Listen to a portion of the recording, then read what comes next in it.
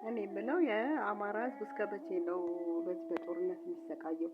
እንዴ በሶስት በአራት እኮ ነው የተከፈለው። አሁን የአማራ ህዝብ አንደኛው መንግስትን የሚደግፍ ጦርነት የመረረው ሆ ብሎ የመረጠ፣ ሁለተኛው ደግሞ በብሔር የተገፋው የሚል ህዝብ አለ።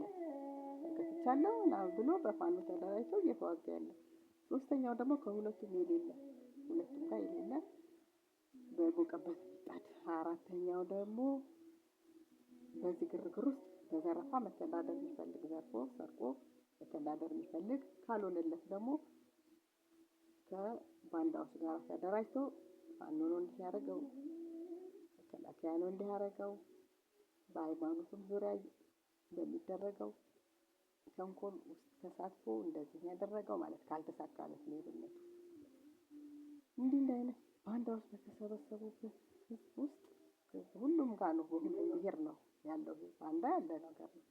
ስለዚህ አሁንም ፋኖ ለምን ህዝቡ ይሰቃያል? ለህዝቡ ሲል አንድ ነገር መፍጠር አለበት። የምርት ወቅት ነው። ገበሬው አርሶ እርሻ ማስገባት አለበት። ገበሬው ሰልችቶታል።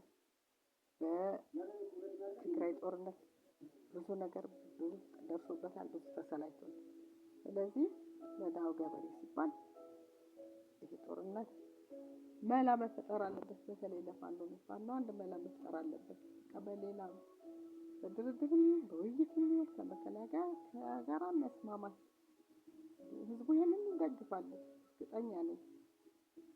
ለምን ታረክ፣ ለምን ተደራደርክ የሚል ህዝብ በአሁኑ ሰዓት የለም። በተለይ ገበሬው ምርር ብሎታል።